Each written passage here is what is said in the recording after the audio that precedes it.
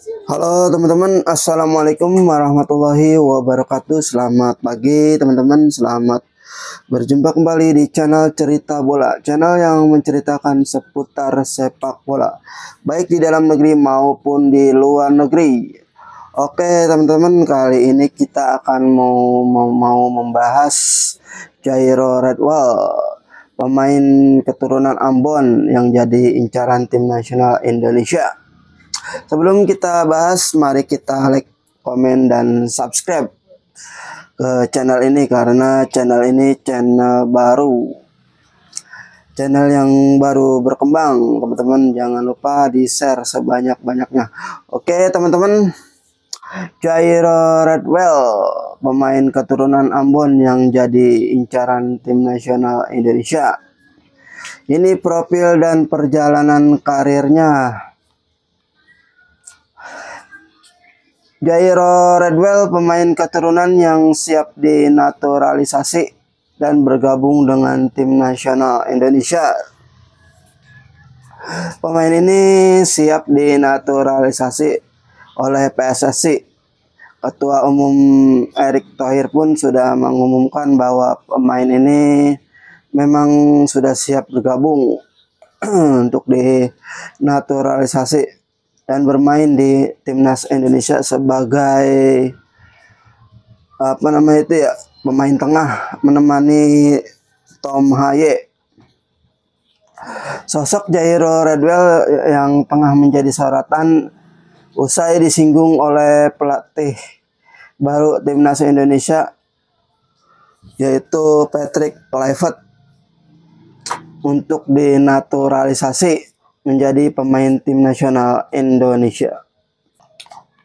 Patrick Kluivert sebelumnya menyebut nama Jairo Redwall pada saat konferensi persnya, mengaku sudah berbicara banyak hal tentang Redwall terkait naturalisasi tersebut.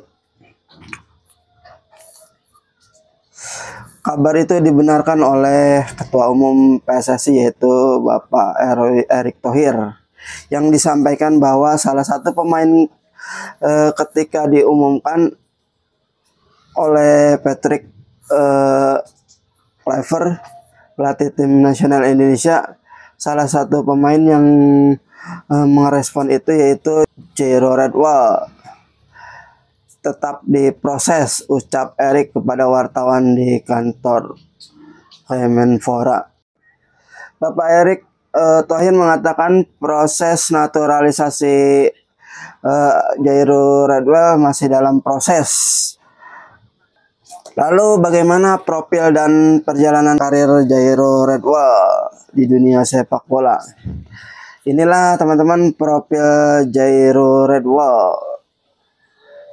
Jairo Redwall memiliki nama lengkap yaitu Jairo Joachim Redwall. Namanya Jairo Joachim Redwall, teman-teman. Lahir di Haarlem, Belanda pada 9 September tahun 1996. Wah, masih muda ini teman-teman, umurnya sekitar 28. Sekarang ia berumur 28 tahun teman-teman. Redwall memiliki darah keturunan dari Indonesia teman-teman, dari ibunya.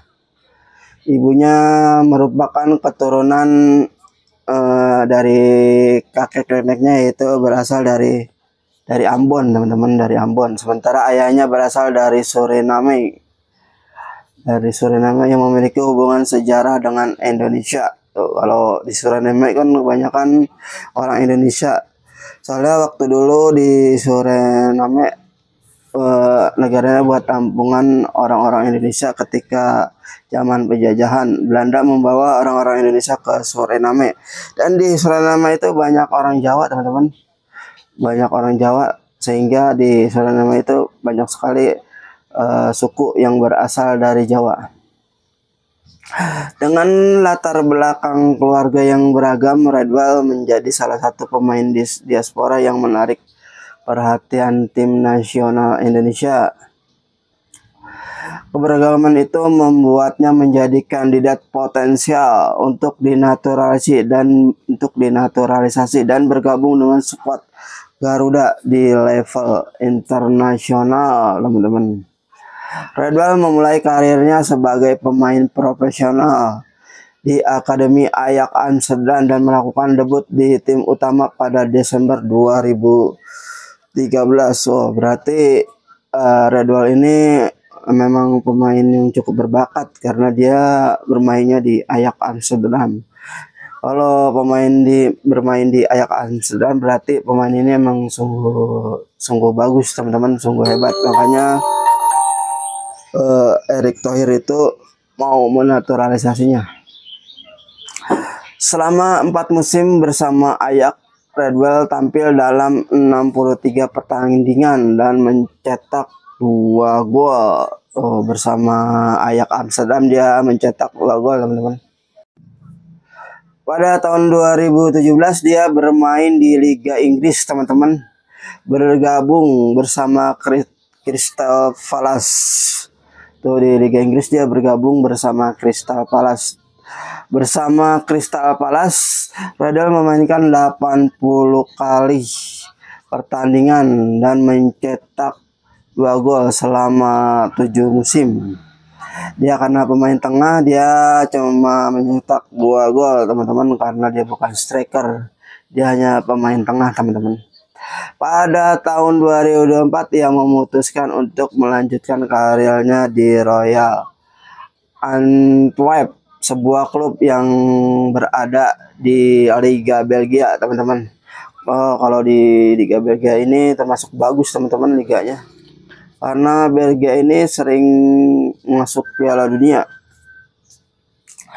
Belgia ini kemarin di ranking FIFA-nya cukup bagus, teman-teman, di sekitar urutan 1 sampai 10, nggak salah, teman-teman.